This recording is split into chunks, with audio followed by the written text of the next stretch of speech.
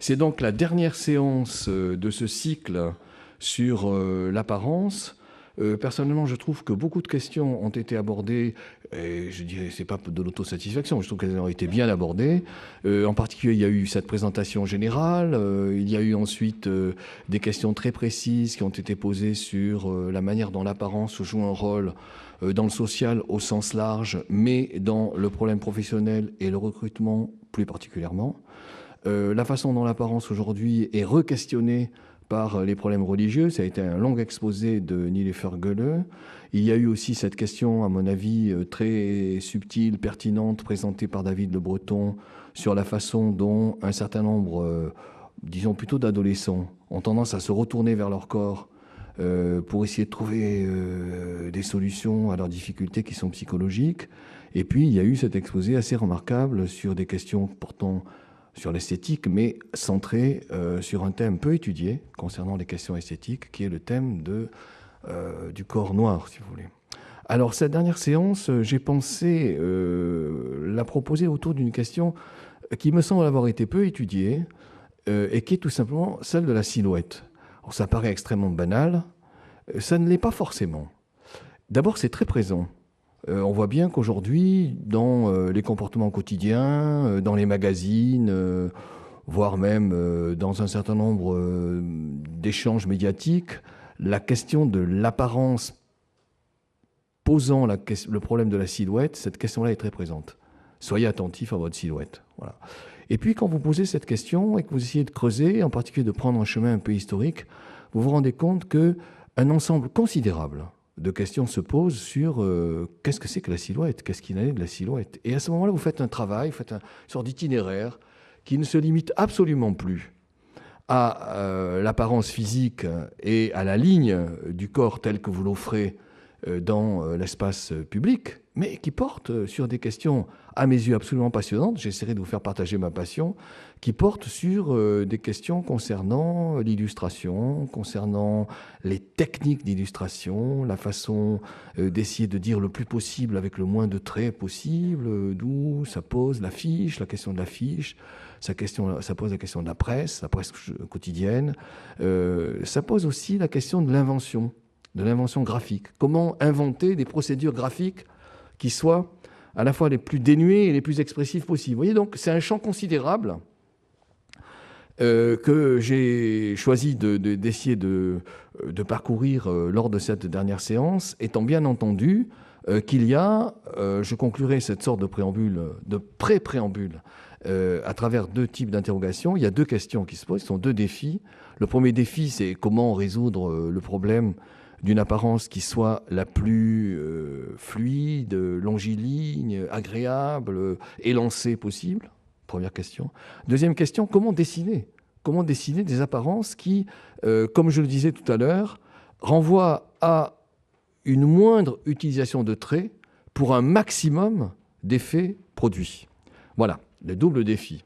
Alors, cela dit, je voudrais poursuivre un instant sur ce préalable, ce deuxième temps de préalable. Je ne reviens pas sur la question de surveiller la silhouette. Je crois qu'il faut être attentif au fait, et ça, je ne vous cache pas que ça m'a beaucoup surpris quand j'ai commencé à travailler sur cette question. Il faut être attentif au fait que le mot lui-même a une histoire. Moi, je sais que quand je travaillais sur la beauté, ça date du début des années 2000, je n'hésitais absolument pas à qualifier les corps, les dessins de Léonard de Vinci ou les dessins de Dürer, qui exposent la question des proportions, je n'hésitais absolument pas à les qualifier de silhouettes. Or, le mot n'existe absolument pas au XVIe siècle. Léonard de Vinci et Dürer ne connaissent absolument pas le mot silhouette. Donc ça pose déjà une question qui est quel est le contexte du mot, pourquoi naît-il à telle période? Et il naît en fait dans la deuxième moitié du XVIIIe pour des raisons qui me paraissent personnellement liées à un très large contexte qui, lorsqu'on essaie de l'interroger, se révèle extraordinairement parlant et fécond quant aux interprétations de la culture. Donc cette silhouette, et troisième moment de ce préambule, si vous voulez, c'est quand même une invention graphique. C'est une invention graphique qui est datée. Et cette invention graphique, quatrième point, elle est passionnante. Pourquoi ? Parce qu'elle conduit ceux qui y recourent à se poser des questions qui apparemment auraient dû exister depuis toujours et qui en fait n'existent vraiment qu'à partir de la fin du XVIIIe et surtout du début du XIXe et qui portent sur qu'en est-il des différences morphologiques. En quoi des corps peuvent apparaître comme totalement normaux, peuvent apparaître comme totalement agréables, alors qu'ils renvoient à des dispositifs morphologiques qui sont radicalement différents. Et cette question ne se posait pas parce que la question traditionnelle, c'est celle des proportions. Comment répondre aux proportions idéales? Or ici, on sort, vous voyez, on sort de la proportion et on essaie de répondre hors proportion à ce qui quand même peut demeurer esthétique, intéressant, agréable, etc. Et dernier point, vous voyez, mon parcours, il passe à la fois de ce qui est de l'ordre de l'apparence physique au sens très corporel du terme, à ce qui est de l'ordre de l'apparence au sens très graphique du terme. Donc il y a un voyage comme ça sur des terrains qui sont différents, et je terminerai évidemment sur le terrain du comportement en montrant qu'au cœur de la question de l'apparence se pose évidemment une question psychologique, se pose une question qui est de l'ordre très profondément de l'intime. C'est là-dessus que je voudrais terminer. Alors, troisième moment de préambule, cette image. Cette image paraît d'une banalité absolue. Or, pour deux raisons, elle ne l'est absolument pas. Première raison, c'est une image dont les couleurs sont assez subtiles, dont les traits ne sont pas d'une précision absolument parfaite. C'est une image qui date de 1826.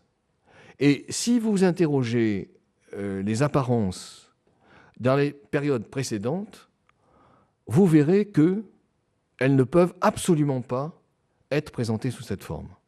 La robe de la fin du XIXe siècle, c'est une robe complètement évasée. C'est une robe qui rend bombé le dessous du corps. Alors, je ne veux pas rentrer dans ces détails qui, à mes yeux, sont absolument fondamentaux, parce que ça renvoie à une image traditionnelle de la femme. La femme sur un piédestal, si vous voulez. Et la grande tradition de la robe, c'est ça. Or, cette tradition se casse à partir du début du XIXe pour des raisons qui sont liées à l'émancipation féminine. Je ne suis plus sur un piédestal, je vis dans le monde, je me déplace, je bouge, je cours. Et cette illustration de Lacoste de 1826 en est un exemple. Et puis, cette illustration, elle est deuxièmement intéressante parce qu'elle interroge un nouveau type de graphisme. Comment arriver à représenter à travers l'apparence vestimentaire ce qui est de l'ordre de l'anatomie. Autrement dit, la grande victoire du début du XXe siècle, c'est celle de l'anatomie sur l'habit et non pas de l'habit sur l'anatomie. Ça, il ne faut jamais l'oublier, c'est absolument fondamental. Et ça rend évidemment la question, je dirais, le contexte, la question extrêmement intéressante. Alors, j'en viens maintenant, rentrons quand même dans le sujet, j'en viens à mon plan. Mon plan, premièrement, c'est essayer de dire plus précisément ce qu'il allait de l'invention de la silhouette, à quelle époque et pourquoi. Deuxièmement, m'attarder au fait que cette création d'une silhouette, avec des caractéristiques très précises dont je n'ai en fait pour l'instant pas parlé, elle renvoie aussi à une imitation de l'image. Troisième point, nous sommes aidés dans ce parcours historique par le fait qu'à un moment donné, et en particulier à la fin du XIXe siècle, le nu commence à se présenter autrement. Les lignes du corps sont interrogées autrement, ce qui va favoriser une présentation nouvelle en quelque sorte de la ligne physique. Quatrième point, n'oublions jamais qu'à partir du moment où nous travaillons sur la ligne, s'impose très vite la question de la classification. Quelles sont les diversités possibles des lignes? Donc je poserai la question des classifications et évidemment, je n'exclurai pas la question des races. Et puis dernier point, la question que je posais à la fin de mes préambules, à savoir ces changements lorsqu'on les interroge au niveau de l'apparence physique et au niveau du fait d'assumer l'apparence physique, renvoie à quelque chose qui est de l'ordre de l'intime. J'en viens donc à ma première partie, j'espère que c'est bien ça, oui, sans problème.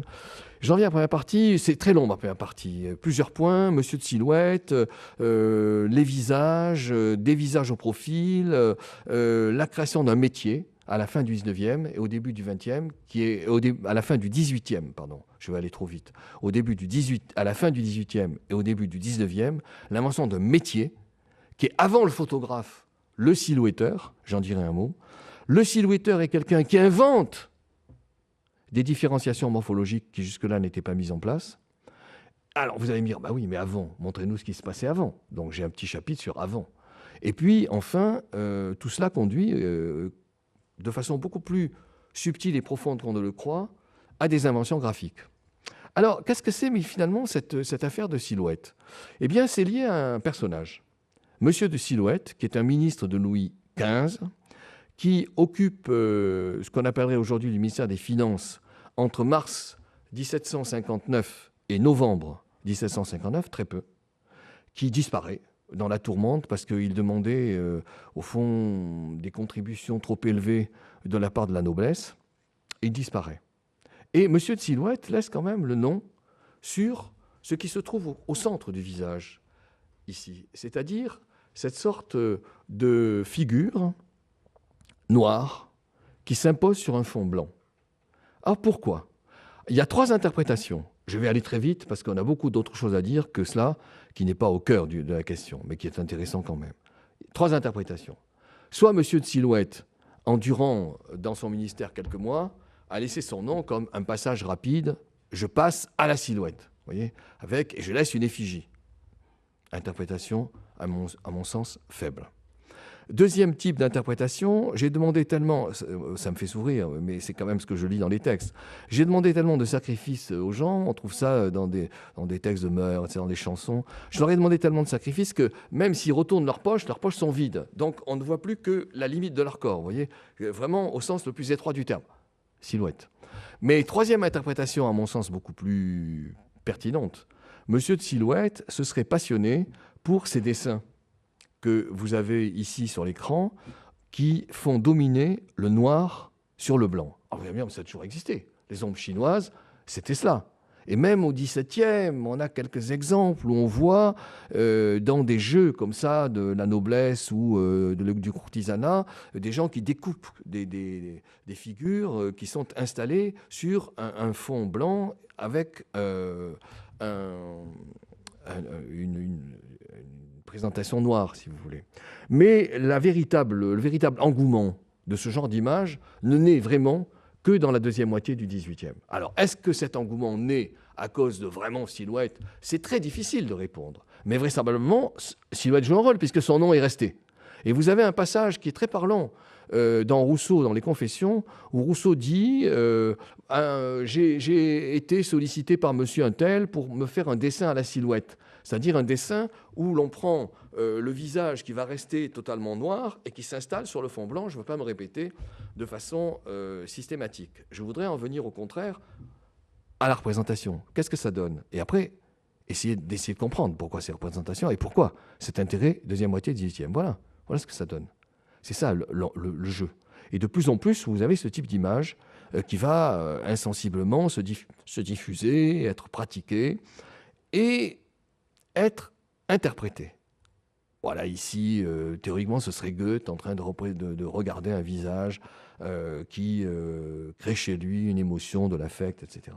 Alors, il faut retenir cette tentative ça porte sur le visage d'abord, hein, de différencier de la façon la plus, je dirais, riche, la plus effervescente les images, avec la tentative de caractériser ce qui correspond en propre à chaque visage.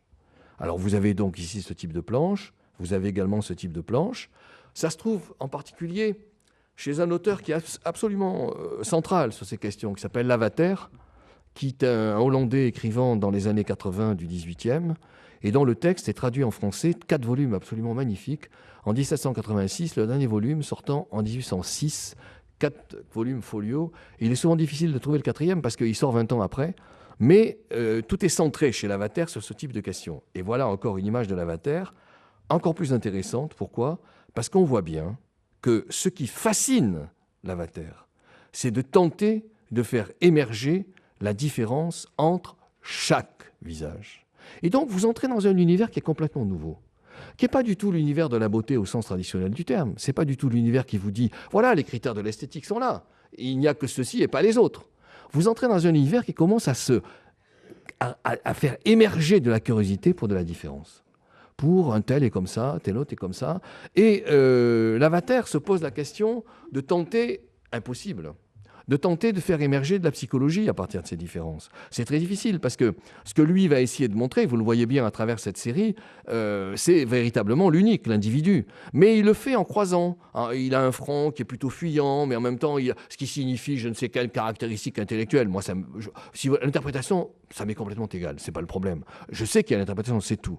Il a en revanche ce front qui fuit, mais une bouche qui avance, donc ça montre de la gourmandise, etc. Et puis chez un autre, il y a au contraire la gourmandise, mais le front qui est haut. Bon, bref, vous voyez, on compose. Et on finit par faire émerger de l'individu. Et ce que je veux dire, avec une certaine énergie, brusquement, je fais monter ma voix, ce que je veux dire, c'est que la deuxième moitié du XVIIIe siècle invente précisément l'individu. C'est ça la grande originalité du deuxième moitié du XVIIIe siècle. On invente l'individu. On a de la curiosité pour ceux qui différencient. Et donc on invente, je l'ai déjà dit dans d'autres séances, on invente ce qui va caractériser la personne en propre, son autonomie, le citoyen, etc. Vous voyez, ce qui est passionnant dans cette affaire, c'est qu'on voit cette montée du sujet à travers des exemples qui viennent d'origines relativement différentes. Je n'oublierai jamais, évidemment, la lettre de Saint-Preux dans le roman de Rousseau, Julie à la nouvelle Héloïse. Je n'oublierai jamais la lettre de Saint-Preux à Julie. Vous connaissez l'histoire, à prendre les détails. Saint-Preux est amoureux de Julie, il ne peut pas se marier avec elle, elle est prise par quelqu'un d'autre, bon, peu importe, c'est le social qui l'emporte, bref.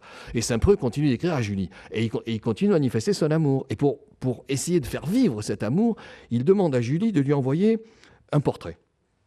Donc Julie s'adresse à un peintre. Vous allez voir pourquoi je vous parle de tout ça, on va revenir à Lavater. Hein. Donc Julie s'adresse à un peintre, le peintre fait le portrait et Julie l'envoie à Saint-Preux. Et Saint-Preux réagit. 4 pages. 4 pages dans Rousseau. Il réagit en disant, le peintre a fait un travail remarquable, il a répondu en gros à ce que tu représentes. Donc je suis très content. Mais premièrement, je suis aussi déçu parce que le portrait ne peut pas traduire la vie. Je ne vois pas Julie existante, je vois Julie figée. Bien. Deuxièmement, le peintre, il a essayé de compenser ce qui apparaissait chez toi, ou peut apparaître chez toi, comme ne répondant pas à la symétrie. Vous voyez, la grande obsession des représentations de la proportion dans le monde classique, de l'obéissance proportion, même lorsqu'on montre des pauvres ou lorsqu'on montre des paysans. Donc il n'a pas fait cela. Et il a corrigé. Il a corrigé le bâton visage pour lui donner de la symétrie. Il a supprimé des choses qui peuvent être disharmonieuses, ton petit grain de beauté, ta petite cicatrice au-dessus de la lèvre, etc. Deuxièmement. Troisièmement, or, il se trouve que ces caractéristiques qui n'appartiennent qu'à toi, qui ne sont absolument pas partagées, ce sont elles qui font que je suis amoureux de toi. Donc, pour la première fois, à travers ce texte de la nouvelle Héloïse, vous avez ce qui peut s'appeler la beauté à travers les critères de l'individualisation. Et la silhouette se confronte à ce type de questions. Vous voyez ? Essayez de faire émerger ce qui appartient à chacun. Alors, ça c'est la première caractéristique. Deuxième caractéristique, ceux qui s'intéressent à la silhouette se posent la question, et ça c'est totalement nouveau à mes yeux, enfin nouveau c'est un grand mot, mais ça va dans une dynamique très forte dans la deuxième moitié du XVIIIe, se pose la question de la caractéristique non plus seulement du visage, mais de la caractéristique du profil, c'est-à-dire de l'ensemble du dispositif physique. Donc, chez Lavater, vous avez à la fois ce type d'image et vous avez aussi celle-ci. Et Lavater va plus loin, et là, nous sortons de la seule perspective de la silhouette traditionnelle. La perspective, c'est le contraste noir-blanc. Nous en sortons avec la tentative de faire émerger quelque chose qui est de l'ordre de la gravure, mais qui met en évidence ce qui caractérise au sens le plus fort du terme des différences. Je ne les appellerai pas encore morphologiques, mais appelons-les au moins des différences d'apparence. Je me réserve encore le mot morphologique. Et Lavater est passionné par ce genre de choses. Il ne multiplie pas ce type d'images, mais il y a quand même des images assez nombreuses, dont celle-ci. Alors on la voit très mal, mais vous voyez bien que la préoccupation, elle est double, à la fois différencier des visages et des profils. Et lorsque vous voyez les divers personnages qui sont au-dessus, ils ont tous un profil physique différent. Alors, autre point pour montrer le sérieux de l'entreprise, c'est qu'il y a véritablement un travail de fait pour arriver à restituer la silhouette au sens le plus précis du terme. Donc on invente. On va inventer un dispositif que Lavater est un des premiers à proposer, qui consiste à placer un individu entre une lumière et un écran. L'individu crée par rapport à la lumière l'ombre, et l'écran crée la projection de l'ombre. Donc, qu'a à faire l'artiste, si tant est qu'on puisse encore l'appeler artiste? À suivre de façon mécanique le trait sur l'écran et restituer ainsi la silhouette et restituer ainsi ce qui caractérise les traits au sens le plus aigu, le plus précis et, j'ajoute, le plus individuel du terme. Alors, ces dispositifs sont assez nombreux, on en a un autre ici, et puis vous avez des auteurs qui commencent à dire « Oui, mais de toute façon, c'est le principe de la peinture s'est inventée à partir de ce type de dispositif. » Bref, c'est possible. Mais en tout cas, c'est bien seulement à partir de la deuxième moitié du XVIIIe que l'on voit apparaître ce genre d'appareil, 1780, et c'est bien à partir de la fin du XVIIIe que l'on voit apparaître ce travail sur ce que j'appelle maintenant la silhouette en pied, la silhouette du corps. Alors, une fois que j'ai dit tout ça, eh bien, il faut s'interroger sur ce qu'on fait. Appelons-les illustrateurs, mais pour l'instant, appelons-les silhouetteurs. Alors un mot sur ces silhouetteurs. Ils s'installent. Lavater diffuse une manière d'obtenir des corps et des visages répondant à des exigences linéaires. Et puis, vous avez, on l'oublie ça, c'est complètement oublié. C'est perdu souvent parce que les papiers qui ont été produits ont été si fragiles qu'ils ont pour un très grand nombre disparu. Et puis, vous avez, je reviens à ma phrase, des gens qui vont installer des boutiques de silhouetteurs au Palais Royal, par exemple, à l'entrée des bals, dans certains types de jardins publics, de foires. Et ils s'appellent les silhouetteurs et ils vous proposent de portraits pour un prix relativement modique, avec une durée relativement courte et avec l'assurance que vous ne courez aucun risque en rentrant dans leur boutique qui est évidemment plutôt obscure. Bon. Mais une fois que j'ai dit tout ça, donc il y a un nouveau métier, vous voyez. Une fois que j'ai dit tout ça, que produit ce métier? Alors vous allez me dire, mais c'est banal. Mais moi, je vous demande de regarder avec attention. Ce n'est absolument pas banal. Parce que la question que se posent ces nouveaux types d'illustrateurs, mais c'est la question du port du corps. Un corps qui peut être complètement différent d'un individu à l'autre, avec, pour la même taille, des modes de cambrure. Le mot cambrure n'existe pas d'ailleurs, il existe avec Balzac dans les années 30 du 19e. Mais acceptons cambrure. Avec des modes de cambrure différents, avec des modes d'avancée de la poitrine qui sont différents, avec des modes de port du cou qui sont différents. Donc il y a une curiosité, vous voyez, une curiosité qui porte sur en quoi ces corps se diversifient-ils. En quoi ces corps montrent-ils une sorte de spectre extraordinairement large, extrêmement différent. Et c'est très nombreux. Et alors, en particulier, il y a un Français qui a énormément produit, qui s'appelle Augustin Édouard. Il a fonctionné au Palais Royal dans les années 90. La Révolution française n'est pas étrangère à ce genre de choses, bref, parce que c'est l'individu, c'est un passant. Il était allé en Angleterre, il a produit énormément d'œuvres en Angleterre, il a basculé aux États-Unis, il a produit un nombre d'œuvres considérable aux États-Unis. Malheureusement, dans un retour, 40 000 dessins se sont perdus dans un naufrage. Et donc, les collectionneurs sont très peu nombreux et les effets sont très limités. Enfin, il y a très peu de documents qui restent. Il y a un superbe livre écrit sur la silhouette, dans ce sens des collections noir-blanc, mais qui insiste sur le fait que les traces sont rares. Alors moi, j'insiste au contraire sur le fait que si les traces sont rares, les effets sont remarquables. Parce qu'on voit bien que la préoccupation ici du silhouetteur, c'est de montrer ce qui vraiment différencie un individu par rapport à un autre. Et surtout, ne me faites pas dire que ça se limite à la minceur et à la grosseur. Évidemment non. Ça porte sur la hauteur de jambe, sur la hauteur de tronc, sur l'avancée de la poitrine. Autant de questions qui sont véritablement des questions morphologiques et qui sont des questions totalement nouvelles. Vous voyez, de la mise en scène de soi. Bon, on le voit bien aussi ici. Ça paraît complètement élémentaire, mais en fait, c'est très différent. La position du sein n'est pas la même. La hauteur, en gros, du corps est à peu près la même. Mais la position du sein n'est pas la même. La position de la poitrine ne correspond pas vraiment. La taille n'a pas, etc., etc. De même que si vous regardez ici ces enfants, vous voyez, l'arrière, par exemple, dans la partie qui est la plus à gauche de vous, la partie qui est située au niveau du bassin n'est pas exactement la même, etc., etc.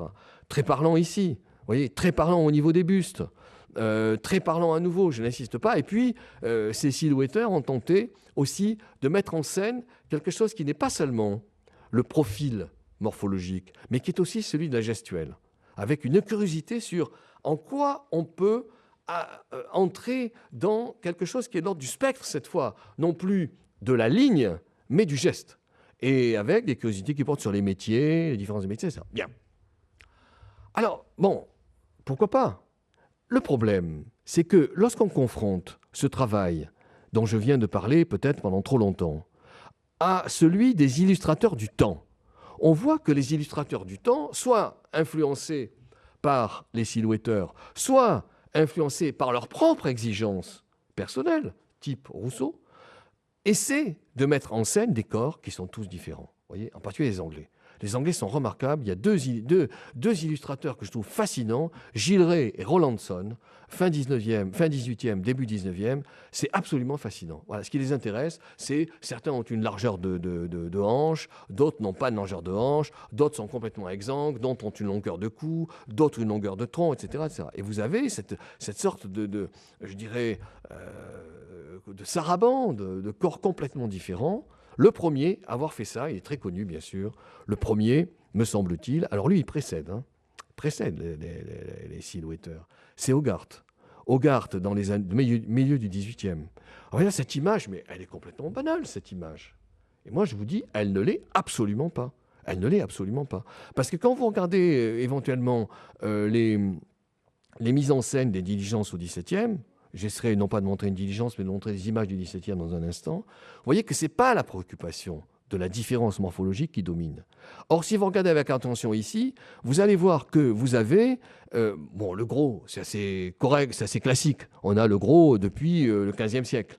Mais vous avez des pores de corps qui ne sont pas les mêmes. Vous voyez, par exemple, entre le bossu ici et l'enfant, ils n'ont pas des profils qui sont semblables. Et c'est très curieux de voir que la bosse de l'enfant n'est pas portée de la même manière que la bosse de l'homme qui est devant lui, de la même façon que la grosseur de la femme qui se trouve dans la petite guérite n'est pas la même que la grosseur de la femme qui est en train d'être poussée pour aborder la diligence, de la même façon que les profils des corps ici, des personnes qui sont à gauche, ne sont pas les mêmes. Bref, vous voyez, à la fois littérature, illustration et silhouette, on a l'exigence nouvelle de montrer de la différence et de la singularité. Alors, je vais prendre, après, vous allez me dire, mais oui, mais avant, bon, évidemment, vous me posez cette question-là, je le comprends parfaitement, avant, Bruegel, etc. Mais regardons Bruegel. Alors, commençons par ce qui est le plus banal, et à la limite, disons ce qui fait le moins question, les grands dessins de procession. Les grands dessins de procession, il y en a 1000 dans le monde traditionnel et classique, ils sont centrés sur la tentative de montrer la force du groupe, les classements dans les groupes, les tenues, les habits, mais pas les différences morphologiques. C'est assez facile. Bon. Vous allez me dire, mais quand même, des gens comme Bosch, des gens comme Léonard de Vinci, ils sont quand même intéressés par les différences. Oui, mais c'est les différences en particulier de visage. Vous voyez, chez Bosch, la fameuse peinture sur le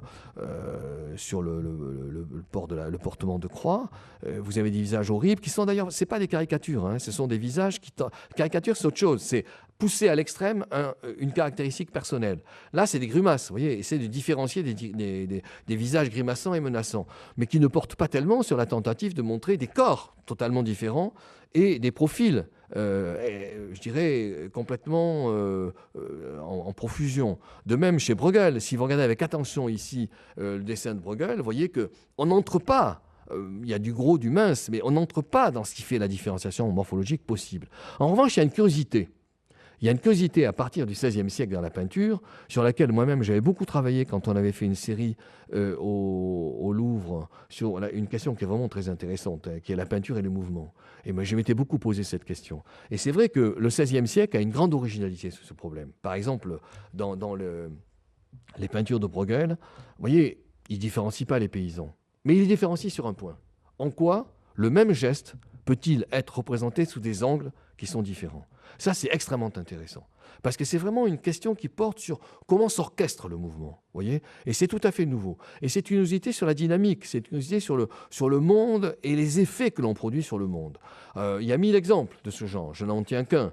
Mais ce n'est pas ce qui nous importe à nous, ce qui nous importe vraiment. Ici, oui, le dessin d'Abraham Bosse nous importe. Mais Abraham Bosse, c'est le théâtre de Bourgogne, représente ici je suis en train d'oublier son nom, peu importe, et c'est la grosseur uniquement, voyez.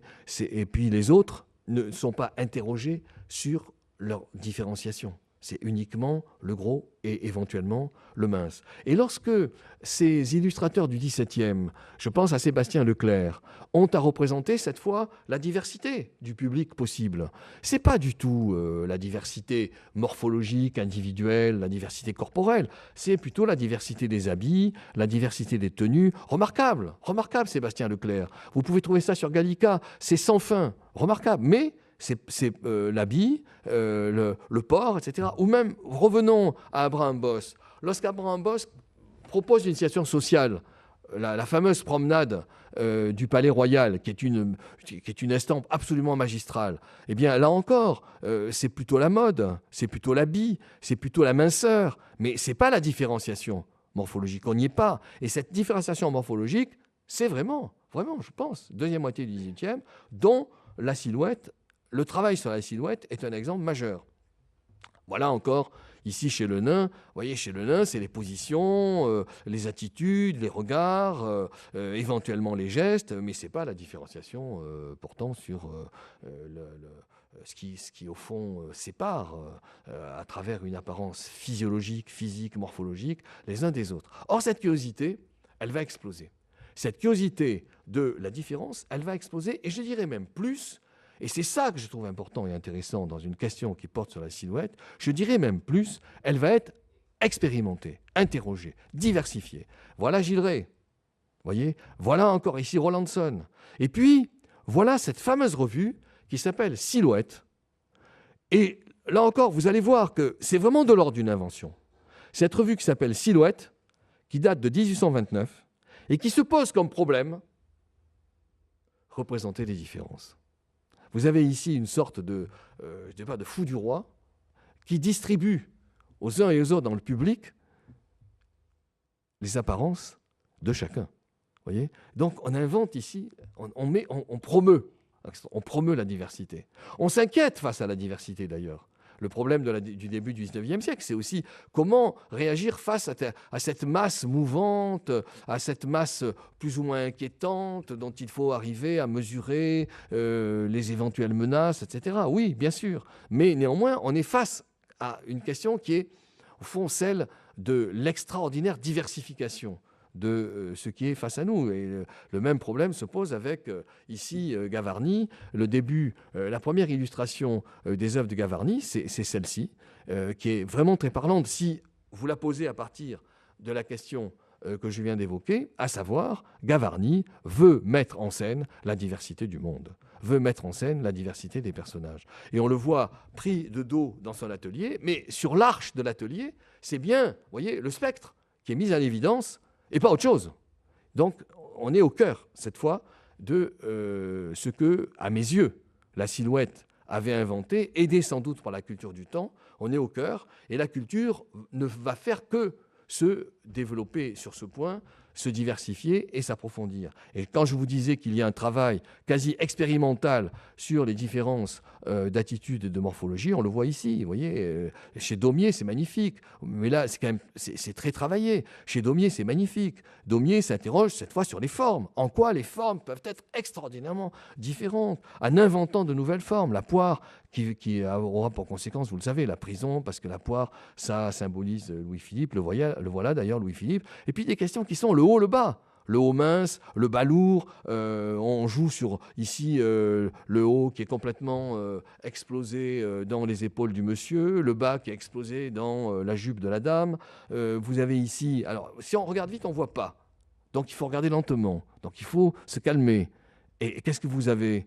Quelqu'un qui a les jambes longues et le tronc court, quelqu'un qui a le tronc long et les jambes courtes. Vous voyez, et comme ça, on va explorer les différences possibles. Chez Daumier, magnifique.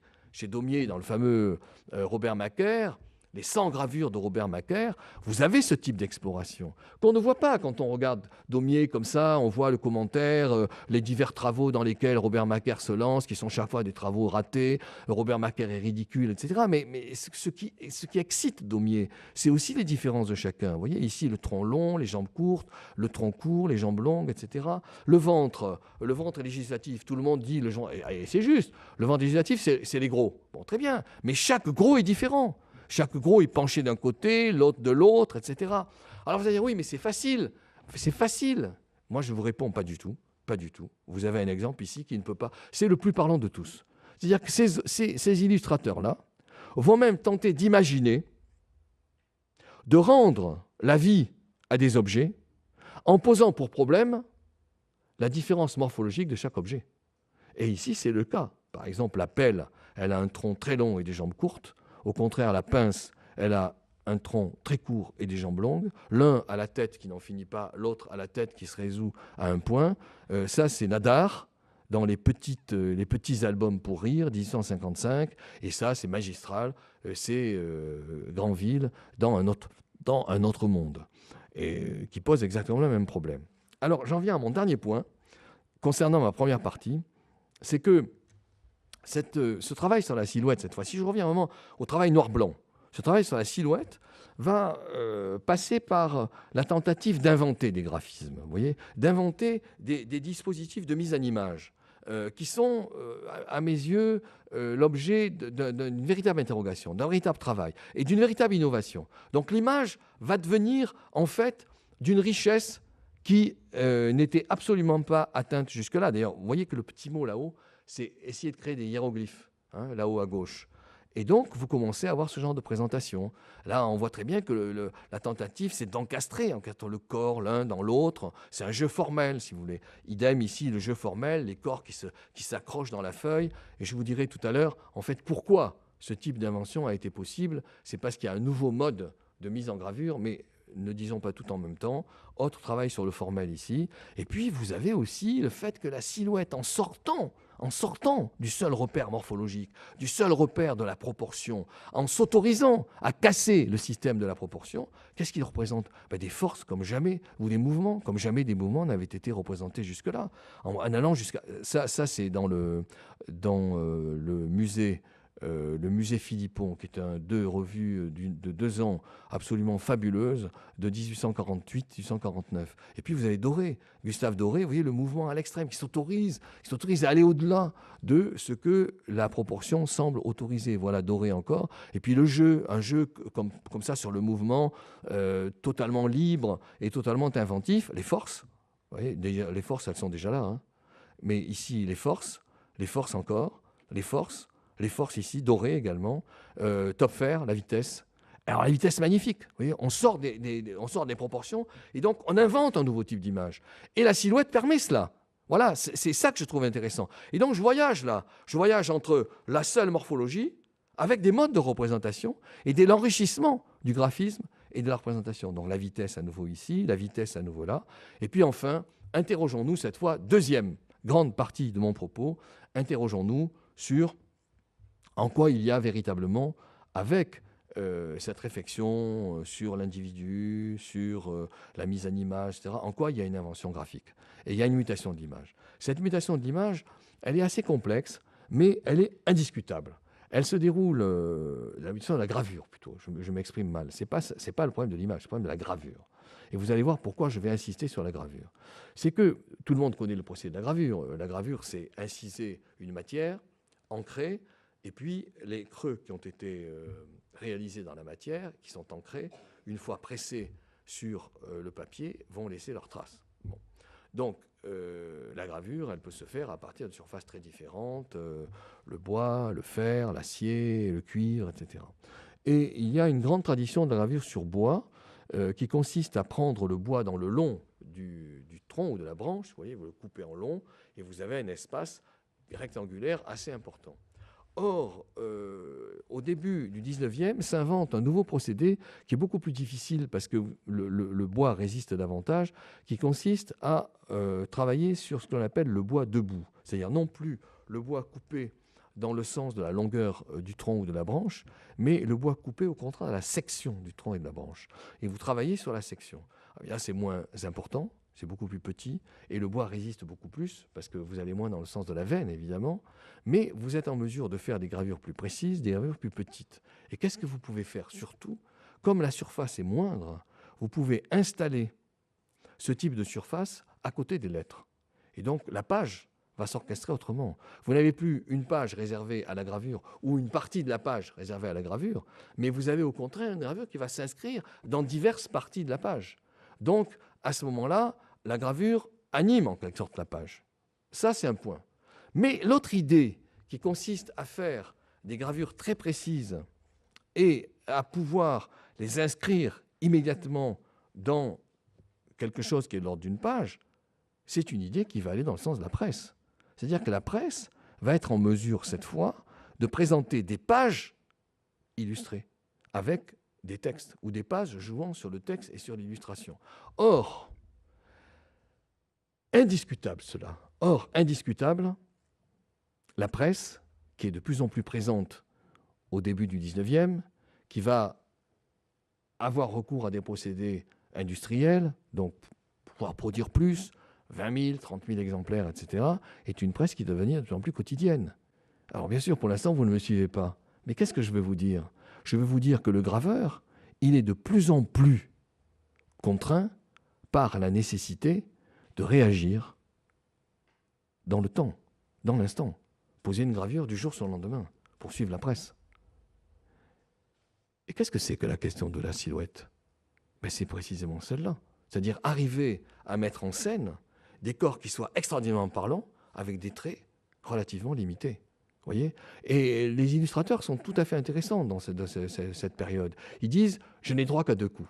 C'est-à-dire que je ne peux pas me répéter 3 fois. Je suis obligé de faire un dessin qui dise le maximum avec le moins de temps. Et donc qui joue sur quelque chose qui est précisément le trait que la silhouette avait mis en évidence la première. Alors, bon, j'ai dit l'âge du bois debout, je passe, mais voilà ce que donne le bois debout. Vous voyez, la possibilité de mettre sur une même feuille diverses choses.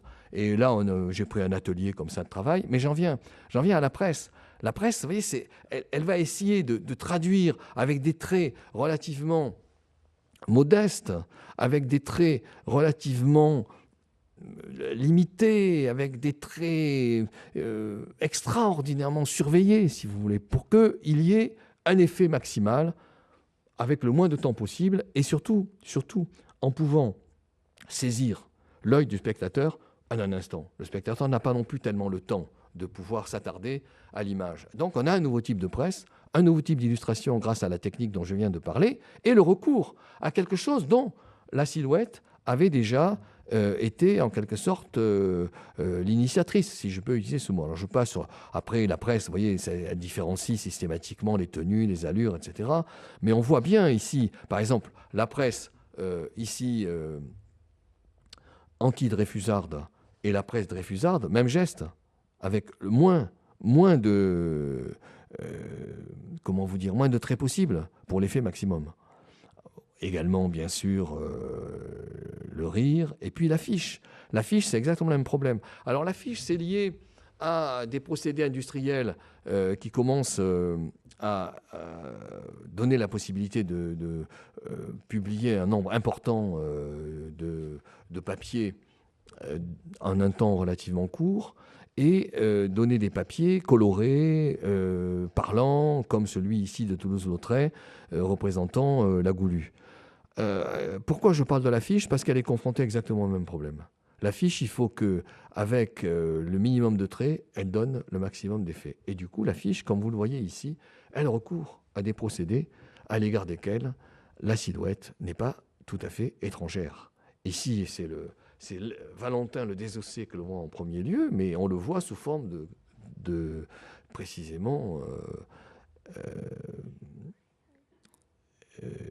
de caricature, si vous voulez, je n'oublie le nom, peu importe. À l'arrière-plan, c'est pareil.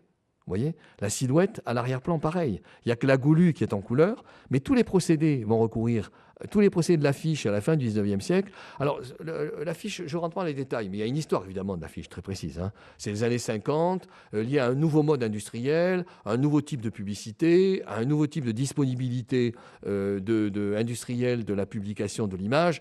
Je ne fais pas l'histoire de l'affiche, mais je veux montrer qu'elle pose, par sa présence, un nouveau type de question à laquelle question le mode de mise en silhouette a déjà répondu. On le voit ici. Alors, ce qu'on voit aussi dans l'affiche, qui est extrêmement parlant, c'est la présence de quelque chose qui est dans une silhouette mise un petit peu dans le coin et qui laisse la partie de l'autre côté de l'affiche ouverte. Ici, c'est pour le tennis. On le voit très nettement ici dans une publicité pour le salon d'automobile, et on voit que de plus en plus, l'affiche va dans le sens d'un appauvrissement du trait, voyez, mais pour favoriser l'enrichissement de ce trait. On le voit là, marque de cigarette, un peu comme si le marcheur est appelé par sa cigarette. On le voit ici dans la mine, le manteau mis dans une marque italienne mêlée. On le voit ici pour vanter la présence à Monaco. On le voit dans le livre qui de plus en plus va utiliser ce type de mise en image. Simplification mais expressivité, je passe, j'insiste pas, hein. Quitte à, d'ailleurs dans le livre, quitte dans certains cas à simplifier au maximum. Ça c'est un livre très parlant. La Parisienne de Grévin, 1886, La Parisienne au bain, donc on schématise, vous voyez. Bon, j'en viens maintenant à un troisième grand point que l'on peut ne pas évoquer pour parler de la silhouette, mais qui me paraît mérité de l'être, parce qu'il pose la question du regard porté sur le corps. Alors, jusqu'ici, quand même, je ne l'ai pas dit de façon trop forte, mais c'est quand même la question du regard aussi que j'ai posée. La presse, c'est comment alerter le regard. L'affiche, c'est pareil. Comment arriver à faire en sorte que le regard capte et soit saisi, si vous voulez. Bon. Mais il se passe quelque chose à la fin du 19e qui n'a pas été tellement étudié et qui me paraît, moi, très important, qui est une nouvelle mise à l'évidence du nu. Un nu devenant, à mes yeux, plus quotidien, si vous voulez. Un nu qui n'est pas celui de l'académie, qui n'est pas celui de l'histoire de l'art, mais qui est un nu représentant, au fond, les personnes dans leur espace intime, non pas nécessairement sous une forme qui soit la plus esthétisée possible, mais sous une forme qui soit assez réaliste. Ce sont les nus de Vallotton, ce sont les nus de Degas, et que l'on voit sous cette forme-là, vous voyez. Alors, c'est vrai qu'ensuite, ils seront érotisés, et c'est vrai que la photo et la tentative de technicisation, au fond, jouera un rôle, mais contentons-nous pour l'instant de regarder ces images de Vallotton, de Degas, qui représentent des nus totalement quotidiens, mais qui sont représentés à travers les traits liés à la fidélité maximale et la simplification maximale, bien entendu, l'appauvrissement maximal, pour que ce soit le plus expressif possible. Les peintures de Fantin-Latour le disent aussi. Un illustrateur que j'aime beaucoup, qui s'appelle Boutet, qui est peu connu, et qui, vous voyez, tente à la fois de représenter des scènes banales, mais en leur donnant à la fois de la force esthétique et de la force, bon, je dirais, de simplification. Vous avez évidemment Chéret. Vous avez le fameux Grévin dans Les Parisiennes dont je parlais tout à l'heure. On représente des nus, des femmes dont les lignes sont de plus en plus simples, sont de plus en plus liées à l'anatomie, sont de plus en plus proches du corps. Vous avez ici Knapp représentant également des formes de nus, mais où la silhouette est à nouveau avantagée et valorisée, fin 19e. Puis vous avez des formes d'érotisation de la ligne, bien entendu. Extrêmement parlant chez Toulouse-Lautrec, extrêmement parlant chez Stan Lane. Et cette forme d'intérêt pour la ligne, mais la ligne non pas académique, non pas la ligne des proportions traditionnelles, mais la ligne qui vient comme ça, qui s'impose comme ça à nos yeux, on la voit dans cette peinture absolument magnifique d'Odilon Redon. Qui aboutit à la fois de l'érotisme, à du style, bref, à une mise en scène de la silhouette qui me semble personnellement relativement nouvelle, moderne, quasi contemporaine. Dernier point concernant ces questions du nu, on les oublie, c'est qu'un certain nombre d'auteurs, dont des photographes, vont se poser plus qu'auparavant la question de la mise en technique du corps. Comment on agit, comment on fait, comment on bouge, comment on réalise des choses. Et des photographes comme Muybridge ou des photographes comme Marey vont de plus en plus s'intéresser à ce type d'action à partir de la ligne anatomique en l'installant dans un système de chronophotographie. Donc vous avez Muybridge, vous voyez, il ne faut pas oublier, c'est vraiment un intérêt, ça, qui silhouettise le corps, si vous voulez, pour des raisons d'essayer de compréhension. Ce n'est pas du tout érotique, c'est la technique. Ça, c'est Charcot, c'est autre chose, mais très intéressant. Hein. Et puis, à nouveau, Muybridge, voilà. Et puis, inévitablement, vous avez, avec la fin du 19e siècle, ça fait beaucoup de questions. Mais vous avez bien sûr inévitablement la question des types. Comment ces silhouettes vont pouvoir se classer? Et ça, c'est l'immense question de la fin du 19e. Comment arriver à orchestrer en quelque sorte le spectre en lui donnant des classifications? L'obsession classificatrice. Alors, le grand livre de Penday, j'entends votre question là, j'entends votre question qui est, mais avant, les silhouettes, on les classait, bien entendu. Qu'est-ce que c'est que le nerveux, le sanguin, on les classe? Oui, mais voilà ce que ça donne. Vous voyez? Voilà ce que ça donne, les humeurs au XVe siècle. Alors, vous avez effectivement le colérique à gauche, vous avez le sanguin un petit peu plus à droite, vous avez l'homme de la mélancolie, la lune, etc., un peu plus à droite, et puis vous avez le phlegmatique, avec le mouton en bas, envahi par l'eau à droite. Mais ce qui est quand même très curieux, c'est que la question qui n'ont pas véritablement résolu, c'est celle de la ligne. Quelles sont les lignes différentes selon ces types d'appartenance humorale? Vous ne les avez pas. Vous voyez, ça c'est tiré du Compos des bergers, c'est le calendrier.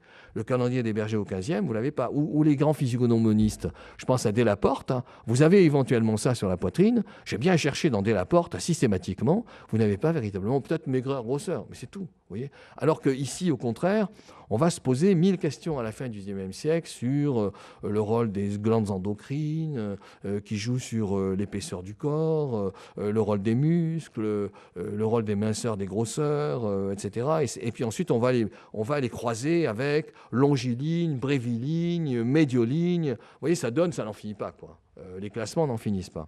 Donc vous avez aussi ici, vous avez également d'autres qui s'interrogent sur le port du corps, avec ceux qui sont au fond de type abdominal, qui laissent courir leur propre sangle abdominale, ceux qui sont du type respiratoire qui favorisent là, et puis vous avez cette grande classification absolument magnifique, schématisée, parce que c'est aussi, alors, je ne peux pas faire toute l'histoire, mais il y a aussi l'invention du schéma, hein. Ici schématisé assez magnifique, l'invention de Sigaud, qui est 4 grandes catégories, qui recoupent d'ailleurs par certains côtés les humeurs, mais les humeurs n'étaient pas présentées comme ça. Vous avez donc à l'extrême gauche, le respiratoire, ou la poitrine qui n'en finit pas. Vous avez ensuite le digestif, la fameuse poire de Honoré Daumier. Vous avez le musculaire, carré, la tête, et puis vous avez le cérébral, évidemment, qui n'en finit pas de faire monter et de faire prospérer ce qui se trouve au-dessous de ses cheveux. Bon, non, c'est grotesque. Bon, mais c'est intéressant de voir comment l'obsession de la classification est présente. Et vous avez ensuite des interrogations tout à fait nouvelles, hein, sur comment se portent les corps, et pas seulement la question des proportions, comment se portent les corps, comment tombent les seins, comment tombe la partie arrière du corps, les fesses, comment se tiennent les jambes, les talons, etc. Voilà, autant de questions qui ne se posaient pas. Mais malheureusement, quand vous posez ce type de questions, malgré, je dirais presque, malgré la bonne volonté des auteurs, ils tombent dans un piège tragique qui est celui des races.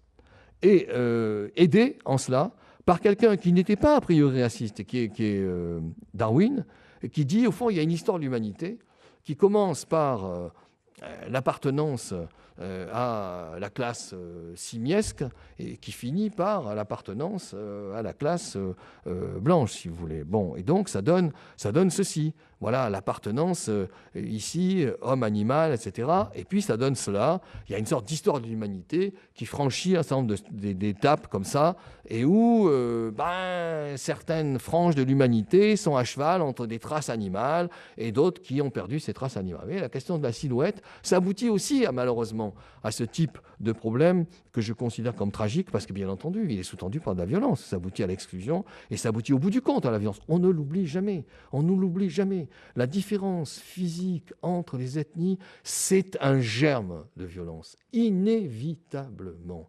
On ne l'oublie jamais, et c'est fondamental. Sinon, je pense qu'on passe à côté de questions qui sont absolument décisives et centrales, avec des obsessions sur, il y a des corps qui favorisent le bas, la Vénus, Autantote, bien connue, dont on a bien fait. Et alors, le problème de la façon dont les Juifs ont été stigmatisés, tout le monde croit qu'ils ont été stigmatisés uniquement à travers le visage, ce qui est déjà épouvantable, ce qui est déjà, je dirais, une ignominie absolue. Mais ils ont été aussi stigmatisés à partir de l'ensemble du corps. Certains auteurs, je pense à Drummond dans un texte tragique, Drummond va dire, oui, ce sont des gens qui ont encore des références animales, qui sont encore dans les arbres. Donc la façon dont ils mobilisent leurs genoux n'est pas aussi libre que la manière dont nous mobilisons nos genoux. La façon dont nous agissons les talons n'est pas exactement la même, etc. Et vous avez ce type d'image, vous voyez, qui est dans l'image de Drummond, qui est liée à l'interprétation du bas du corps. Je passe sur tout ça, je passe, et j'en viens, bien sûr, à la période contemporaine. Il me reste un petit moment, je ne veux pas être trop long, où je vais retrouver, cette fois, la question de la silhouette personnelle. Je ne l'ai pas oubliée. Mais j'ai voulu faire ce grand trajet pour montrer comment une question qui porte sur l'apparence mobilise finalement tout un ensemble de questions culturelles et de questions historiques. J'en viens maintenant à ma dernière partie que j'ai intitulée l'exigence intime. Et pour bien la comprendre, je crois qu'il ne faut pas oublier la présence de l'intérêt pour le nu banal, pas du tout le nu académique, le nu de tous les jours, le nu de Madame X ou de Monsieur Y. Et donc, qui interroge sur qu'est-ce qu'il en est de moi. Voyez, et dans ces revues qui mettent en jeu le nu banal de la fin du 19e, le Courrier français, la Vie parisienne, etc., vous avez des images qui sont très présentes sur oui, mais alors, comment j'apparais ? Et donc, ces femmes qui se regardent dans un miroir, qui essaient de mesurer, de s'auto-apprécier, même chez Zola, dans la nana de Zola, se regarde dans le miroir, elle essaie de surveiller la rondeur de ses hanches, etc. Bon. Donc, n'oublions pas que cette question de l'émergence d'un nouveau type de nu mobilise des interrogations sur sa propre disponibilité physique. Mais une fois que j'ai dit ça, il se passe quelque chose de très fort à la fin du XIXe siècle, au début du XXe, qui est tout simplement le vêtement. Quel vêtement ? Et ça, on l'oublie. Alors, le vêtement, si je prends cette image-là, évidemment, ça, pour nous, c'est complètement banal. C'est Michel Morgan, absolument somptueuse, dans une robe qui arrive à la silhouetter, je n'oublie pas le mot, qui la silhouette à la fin des années 30. Rien de plus banal, oui. Mais la robe du 19e, c'est ça, la robe du 19e. Voyez ? Alors, je ne veux pas faire une histoire de la robe, c'est une question qui me mobilise beaucoup, qui me passionne, mais je ne vais pas faire ici l'histoire de la robe. En revanche, la robe traditionnelle, c'est ce que je disais tout à l'heure, c'est-à-dire c'est celle qui épanouit le bas du corps, qui anonymise le bas du corps, interdit de voir les jambes, évidemment, qui anonymise le bas du corps, qui le rend pudique, si vous voulez, mais pour favoriser quelque chose qui est au-dessus et qui devient une sorte de fleur s'épanouissant à partir du visage et ici aussi du chapeau, avec les bras qui sont comme des anses, si vous voulez, et le bas qui, lui, est ce qui soutient. Or, nous, à partir des années 10, avec, une fois encore, je ne fais pas l'histoire de la robe, hein, mais avec véritablement des exigences du féminisme, qui ne supportent plus le fait de porter le corset, le fait d'avoir des robes qui n'en finissent pas, avec des mouvements féministes, vont conduire à ce que la position change complètement et que le corps de Poiret, à partir de 1908-1910, ça devient un corps qui est fluide. Ce n'est pas du tout le nôtre, parce que les robes de Poiret, elles traînent au sol, elles sont immenses, etc. Mais elles ne sont plus portées par la taille et le corset, elles sont portées par les épaules et elles tombent. Et elles laissent libres les hanches. Et ça, c'est une immense invention. Et il y a des phrases magnifiques dans Proust disant « La Odette d'avant, c'est une Odette qui a des entrants, des sortants, qui a des glacis. Bref, dans laquelle l'anatomie est trahie. Et la Odette d'aujourd'hui, c'est au contraire celle où l'anatomie se met à exister et où elle existe de façon majestueuse sur la fin des modes éplorés. Je me rappelle de la fin de la phrase, si vous voulez. C'est extraordinaire, ce passage de Proust. Donc on voit bien qu'on a changé de monde.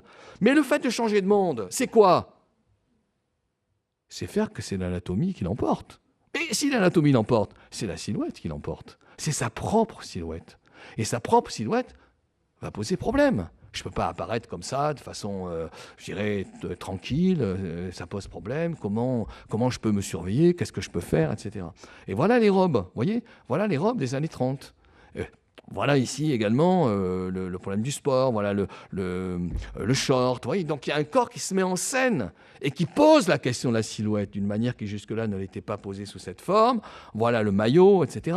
Alors ça donne du coup une question qui est complètement neuve et qui est dessinez votre silhouette. Faites en sorte que vous apparaissiez autrement. Mais ce n'est pas la robe qui va vous permettre, soit oui, elle peut vous aider, mais c'est vous qui pouvez changer. Et donc, voilà des dessins absolument merveilleux et nouveaux, dessinés, vous voyez, ce qui joue sur le dessin originel de Lavater, avec l'immense travail portant sur la transformation du corps. Et vous avez ici, après, la gymnastique des années 30, et puis je n'en finis pas, voilà, après, dessiner sa silhouette, et puis surtout, la partie très importante, donnée à la fois à la cambrure et aux lombes, très importante, à un point tel. Alors parfois, l'acceptation que la silhouette, ça peut aussi se vivre avec des corps qui sont un peu plus ronds. Vous voyez le fameux film tourné qui était assez remarquable d'Amalric il y a quelques années. Mais surtout, retenons ce type d'image, parce que ce type d'image, ça paraît complètement banal. Ça ne l'est absolument pas. Ça ne l'est absolument pas. Pourquoi? Parce que vous ne voyez même plus le visage. Et si vous regardez avec attention, cette robe qui flotte, elle laisse en fait apparaître le corps. Vous voyez, si vous regardez avec attention, la ligne du corps est présente. Donc l'enjeu, voilà, du début, vous voyez, le début de nos exposés, l'enjeu de la silhouette, il est tout à fait là, avec des chiffres. Alors on va donner voilà, les chiffres moyens, les chiffres pas moyens, peu importe, moi ça m'est complètement égal. Le problème c'est que ça existe. Et puis cette idée absolument nouvelle sur laquelle je termine, qui est totalement originale, parce que de plus en plus, au fond, le repère hésite à se représenter, à être représenté comme une injonction, comme un ordre. Soyez ainsi. D'ailleurs, le public supporte de moins en moins le fait de recevoir des ordres. Dans des sociétés où l'individualisme a grandi, où l'autonomie est beaucoup plus présente, vous supportez mal que l'on vous dise « faites ceci ou faites cela ». Mais l'intelligence, la subtilité, en quelque sorte, des publicités consiste à dire, au fond, vous existez dans quelque chose qui est déjà de l'ordre du bien.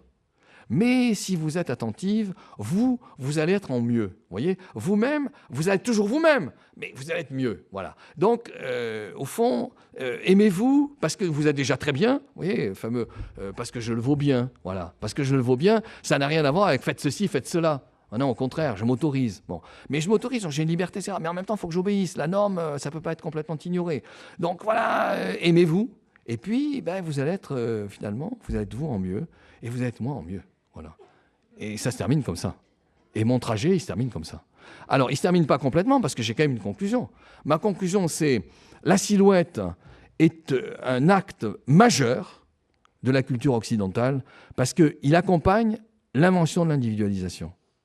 C'est un acte majeur de la culture occidentale parce qu'il accompagne une mutation du regard. Il accompagne une mutation du nu, un nu quotidien, un nu de tous les jours, un nu de tout le monde. Il accompagne aussi de nouvelles interrogations sur la fonctionnalité, comment j'agis, vous voyez, le sportif, comment il agit, comment les membres jouent les uns par rapport aux autres. Et puis enfin, parce que si on le suit à la trace, comme j'ai tenté de le faire, c'est le triomphe d'un moi, mais un moi incarné.